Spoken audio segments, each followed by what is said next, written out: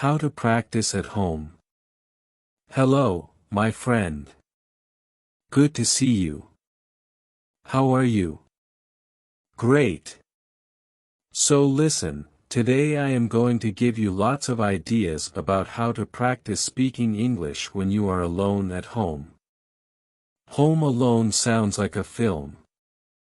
Are you ready? Let's do it. Hello. And if you don't know me, my name is Mark.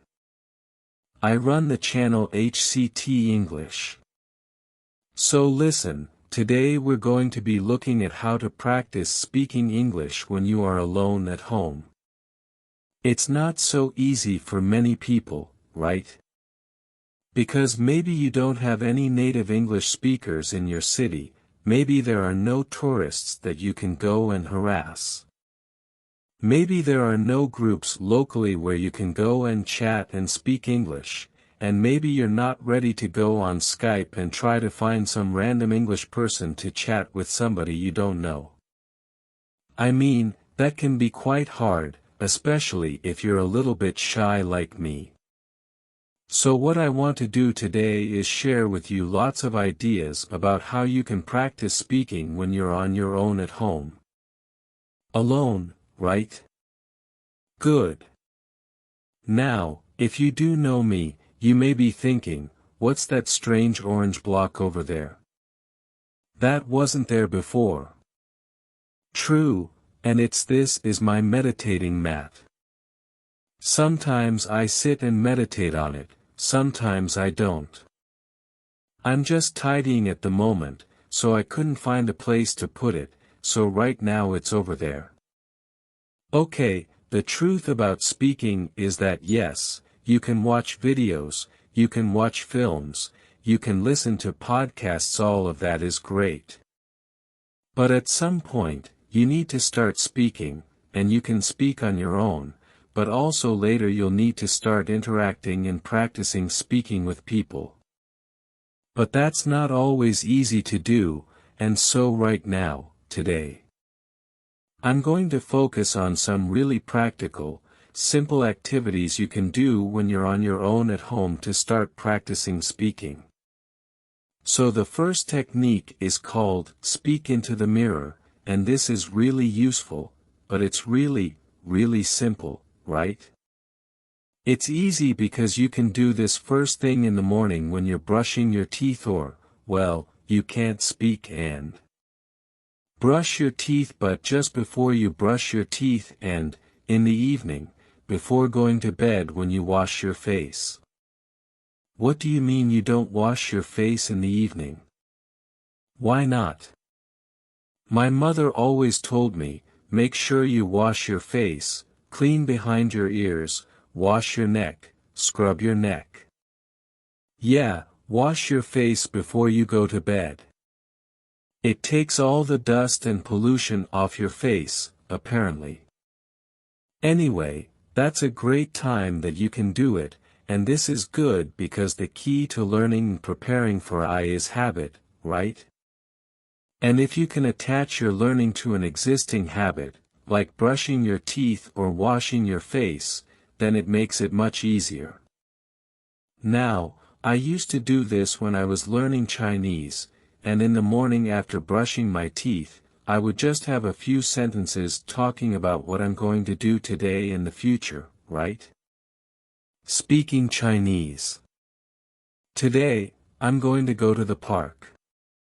I need to go to the supermarket. I'm going to buy some vegetables. I'm meeting Jack at 6 o'clock. I might go to the cinema. All in the future. Brilliant.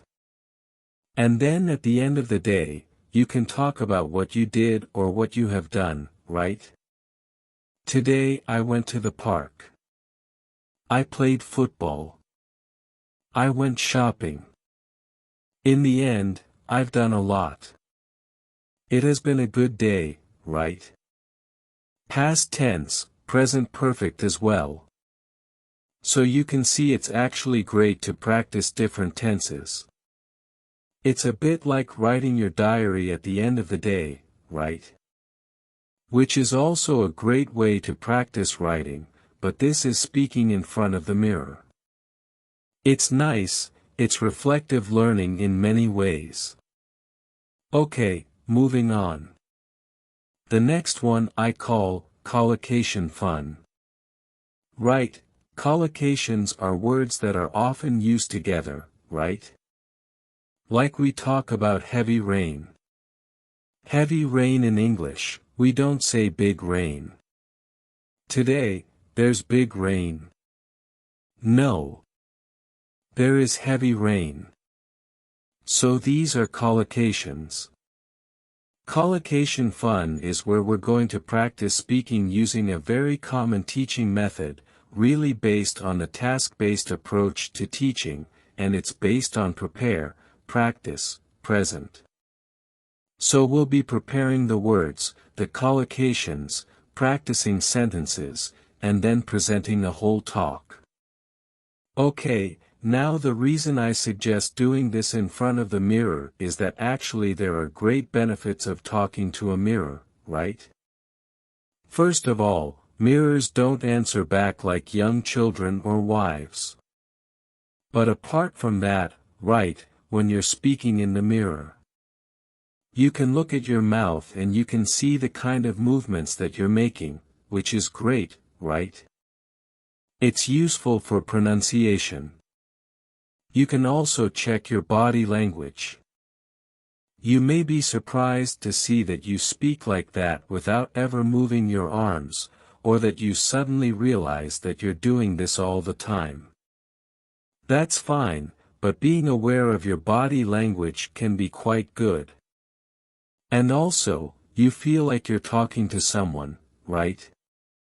Many people I know, and this happened to me, practiced for a long time with a book, and when I went to speak to somebody in the foreign language, it was like a shock seeing this face in front of me. Oh my God! But practicing with the mirror, you get used to a face in front of you, right? So it does help. So, let's look then, prepare, practice, and present. Preparing, what I suggest you do here is take a topic. A recent topic we were studying in the live lessons was science, right? And then get some collocations. You can use your course book if you want. You can get onto the internet. You can go to my channel and watch other content like how to learn English, my struggle to learn English and others, etc. This one's called HCT English, and in here, right, you have got free video lessons. You can go through the free video lessons, and there is a recent one on how to learn English, so you can just listen, right? Download the video. Yeah, we want to download that and then find in there all the collocations. Look, you've got the notes here. And here you've got collocations, you've got idioms, you've got loads of stuff. What I would do is I would take maybe 6 or 7 collocations or idioms, like exact science, it's not rocket science, to be on the same wavelength, and that's the preparation. Right? That's step 1. Step 2 is in front of the mirror, just make a sentence with it. Right?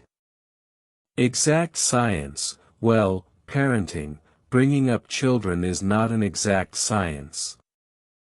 Cooking is not an exact science. Frying an egg. It's not rocket science, it's actually quite easy. Right? And then I'm just practicing sentences here. And then, in the end, after practice, present. I take one of the old part 2 questions around science, maybe something like, describe an area of science you're interested in. And then start to talk about it for maybe a minute and try, if possible, to use some of these phrases and sentences. Right? So you may say something like this, describe an area of science you're interested in. Well, okay, I guess an area I'm interested in actually is cooking, and I know it's not an exact science, but I guess it's a branch of science, a branch of food science, maybe. Right? And I am interested in the science behind cooking. I think it's very interesting. I know with cooking, when you heat things up, they change, and when you mix different things like sugar and vinegar, you get different levels of acidity, and chemical reactions happen. So, I think it's really interesting. Right? I think chefs and scientists are really on the same wavelength because they're trying to experiment, discover new things, whether it's cooking or new dishes, things like that. I know cooking isn't rocket science, but I am interested in how it works, and so yes, although it's not a hard science, I think it's an interesting area of science for me. So, you can see what I'm doing really here is not giving a perfect part 2 answer. I'm just trying to activate and practice some of these expressions that I've been learning, and that's it really. So that's it. It's great because that preparing the collocations, practicing the sentences, and then presenting a talk is a really tried and tested method. Doing it in front of the mirror is great. You get everything, you get the contact with somebody, but you can see yourself, you can monitor yourself. It's really, really effective. Collocation fun. Great. I want to go and do it. It sounds like so much fun. I'm going to do it again right now. I'll be back in a moment. And next up is practice with short audios. Now, I am a big fan of extensive listening, right? Listening to podcasts and films, that's great. But when it comes to speaking, I think short audios are much better. They are bite-sized chunks, they're easy to use, and your concentration is shorter for shorter periods of time. You can work with, for example, recorded sample answers. There are many websites that have those not written, it must be recorded, right? You want to listen and then speak. There's a tool that I've talked about in the past to many of the students here, it's called LingQ, and I like it because it's full of short audios that you can use to help start speaking, and it's free. I mean, there is a paid version, but you know, you can get lots of stuff for free, which is great here. So let me show you first of all how that might work. So this is LingQ, okay, I'm not going to explain how it works. You can find that out once you kind of sign up for free, but basically there's a library. You choose your level here, so let's say I'm going to go intermediate, and you can choose down here different audios to listen to. I've got one of my previous lessons here about sport that I will open up, and let me just show you briefly how it works. We'll just focus on the bit on the left. Okay, let's try. Hello, Steph. Hello, Steve. Nice to see you again. Nice to see you again. So, what I want you to focus on first is as you listen to the sentence, pick out the stressed words. Nice to see you, like to chat a bit about your interest in sports, chat, interest, sports. So, I'm just repeating the stressed words, chat, interest, sports. Sure, you lived in Japan for quite a few years, I think. Lived in Japan, years, I think. Right? About 9 years. And 9 years. Okay. So, you can see I'm just doing the word stress, and also you can pick out chunks or phrases that you like or that sound interesting. Years, And I think you lived in different cities.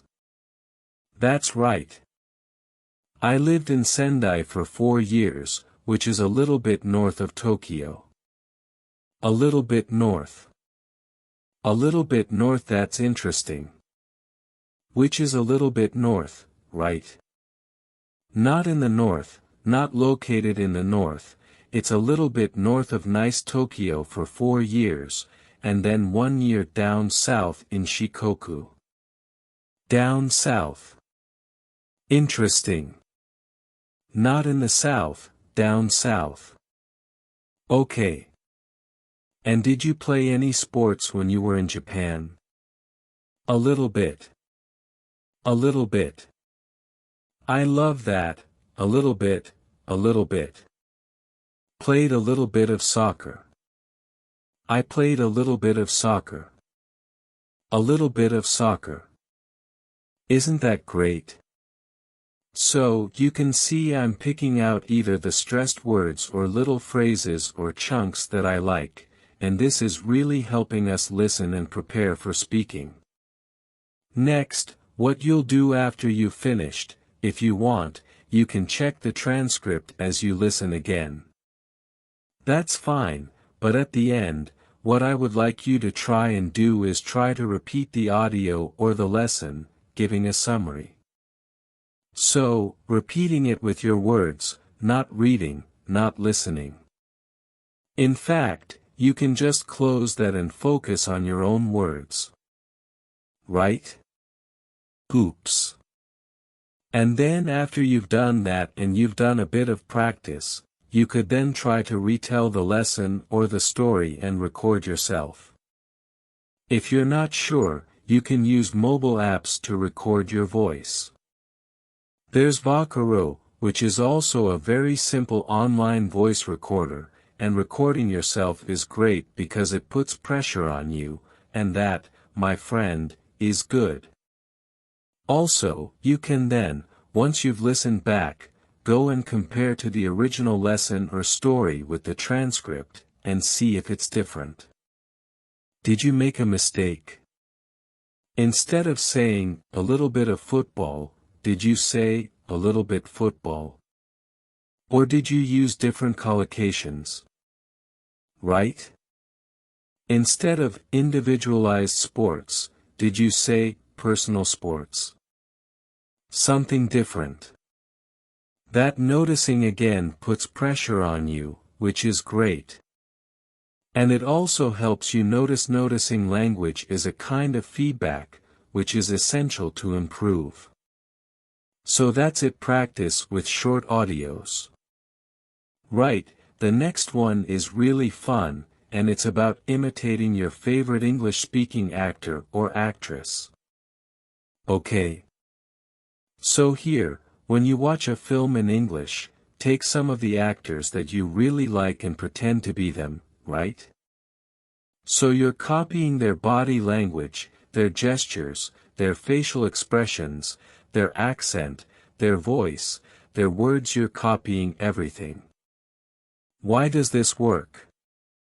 Because it's all about identity. A key part of language learning is your identity as an English speaker, and as students, we often have a mask, or we can create a mask that we hide behind when we speak a foreign language. And this can be very, very helpful to reduce anxiety or stress, especially if you're shy or you don't want to be embarrassed about mistakes and not speaking correctly. When you have this mask to hide behind, it doesn't matter because you're being somebody else, and it's great fun to do this with actors and actresses you like. Let me show you a very, very simple example. There's a great actor called Rowan Atkinson. You may know him for Mr. Bean. But he plays a myriad of characters, and one of the recent ones is Johnny English. Right, let's have a look at Johnny English. I'm not sure, let me clear up the uncertainty for you. You have it. Let me clear up the uncertainty for you. You haven't. Right? So, it's about taking the character, trying to do the voice and the whole body, and you become that character. And you can do that when you're practicing speaking on your own. Right? You probably don't want to do it when you're out and about at the shops or speaking to foreign people, like, hello. They'll think you're Johnny English. They'll think you're mad. But when you're having fun at home, it can be a great way to practice. So that's it. Imitate your favorite English-speaking actor. The next one is to send audio messages. Right? Now, when if you're using Facebook, WhatsApp, or other social medias that have a chat facility, often we send text messages. You probably send them in your own language, but you could think about sending them in English. Right? And go a step further, send an audio message rather than a written message, because that will be practicing your English. Okay. You can do this if you have some friends who maybe speak English, or family members. You can have a bit of fun with them, practicing sending messages to each other in English or any other language. Right? I mean, we do this sometimes. It can be quite fun to do. And the great thing about sending audio messages is it's not like a live phone conversation where the pressure is there. You have time to prepare, to think about what you're going to say, to record it, and if you don't like it, delete it and record it again. But it doesn't have to be perfect, right? It's just about practice, not perfection practice. So, sending audio messages is a great way to do it. Next up, imitate the English foreigner. Now, I'm sure most people can imagine or know how English people speak your language, right? If you've got tourists, or you've met people from other countries who speak your language, how do the English people speak your language? Right, take that sound, that accent, and start to use it. So, for example, let's imagine I'm Spanish, right? And I'm thinking, so, how do English people speak Spanish? Right? They don't speak perfectly, they speak with an English accent. Right? So the Spanish person would try and speak Spanish with the English accent, right? And then switch to English, but keep that accent. Hello, how are you? I'm fine, thank you. Can you hear that? The same pronunciation and accent is easy to switch, and suddenly my English sounds English. It sounds great, right? That's it. I'm doing an example with Spanish, but you could do it with any other language. Right? Think how English people speak your language with that accent, and then switch to English, keeping that British accent or English accent or American accent. It really can be quite useful and fun to boot. Great. Now, the next idea is shadowing. Of course, a shadow, right? If the sun is shining down on the floor behind you, you have a shape the same as you, right? Dark. That's your shadow. The sun leaves a shadow, you leave a shadow. And to shadow someone is to follow somebody. So, if I shadow you, it means I'm following you. Sometimes, detectives will shadow suspicious people, right? Now, in language, when we shadow somebody, it can be just to repeat them, but you're very close behind them, right? Remember, wherever you go, your shadow follows, very closely. So here, the thing to do is to find a short audio and to listen for maybe a minute, and to repeat almost on top of the voice, but maybe a fraction of a second behind them. So you're just behind them, but you are really following them, very, very closely. Do not wait for the sentence to finish and then repeat. This is different. This is being really close behind them. And it forces you to pick up on word stress and intonation, and if you focus on those two things, it really can help build up that speaking skill, word stress and intonation. Let me kind of demonstrate. So, we've taken from QLips or QLips a little audio. First of all, I recommend you listen to the minute completely so you've got an idea of what it's about. And I've already done that because I'm well prepared. And then, second time, you listen and shadow. Let me show you how close we are behind it. I'm going to use my phone so you can hear properly. So, Jeremy, let's get into it. Talk about how to talk about pots, how to talk about movies and music, and the kind of artwork that enriches our lives. This topic was suggested to us by one of our listeners, and she sent us an email, which I will read for everybody now. It says, okay. I think you get the idea, right? So, it's different from wait, listen and repeat. It's shadowing, following closely. At first, it's very hard, but the more you do it, the more you'll be noticing word stress, intonation, even accent. I noticed I was picking up a Canadian accent about it. That is shadowing. Let's move on. So, we've had shadowing. Right? Now, we're going to look at responding. What is responding?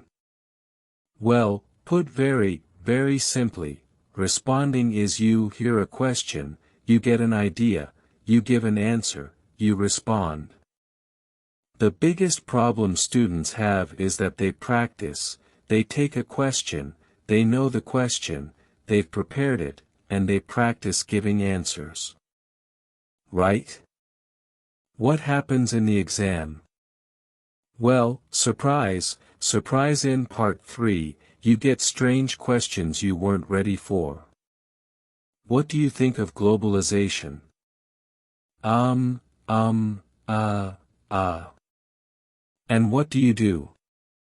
Well, first of all, have something to say about globalization, right? Make sure you've done a bit of research on the topics, get some ideas. If you don't know, you can always say, oh, I haven't thought about that, let me see. Right? Use a time filler to gain time. But the most important thing is that, in your practice, as well as looking at these topics, right, you need to practice responding. Because, in part 3, in the exam, the biggest problem students tell me is they don't have an idea. I didn't know what to say. I wasn't expecting that. I just couldn't get my ideas out and speak. So, you need to practice responding, where you hear a question, and you've got no idea what it is, you get an idea quickly, and you answer, right? It's a bit of pressure, but as I mentioned before, a bit of pressure is good in your practice. Now, you can do this if you have a speaking partner really effectively, right? So, what you do is one of you says, I'm going to bring into our next session 5 questions, and you don't know what they are, and the other person does the same. You come into your session and ask each other these surprise questions. It's a shock at first, but it's like anything, it's like going down to the gym. You just practice this, and you build up the skill. If you haven't got a speaking partner, you can do a bit of practice on my YouTube channel, right? If you know my YouTube channel, right, English Spoken Stories, hidden away in the playlists, go on the playlists. There's lots here that you've probably never seen, and at the very bottom, you'll see 2 episodes which are very useful for you, right? And then, the next question, let me just play it for you, and you'll see. Let's press shuffle, and it plays automatically. Do you like your hometown? Oh, that's a good question. Do I like my hometown? Yeah, I think my hometown, Manchester, which is up in the north of England, is a very attractive place. There's lots of restaurants and shops. It does attract quite a few tourists as well, and they often come in to see the industrial landscape or the football pitches.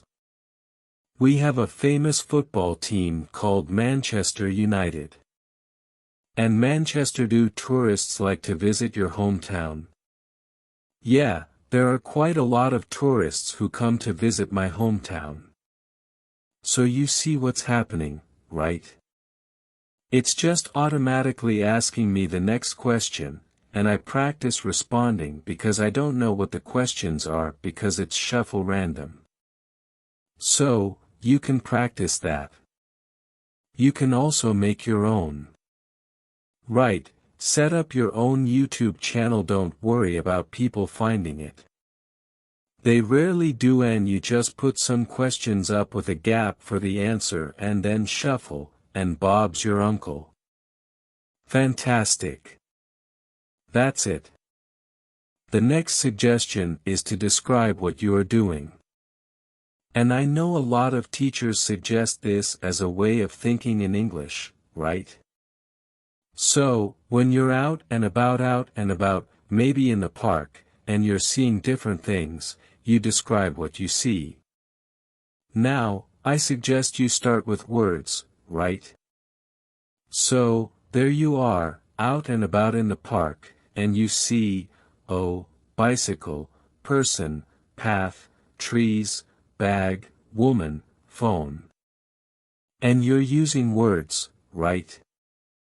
And then, as you're walking around the park, you make collocations, little chunks of language, riding a bike, a long path, a cluster of trees, the woman glued to her phone.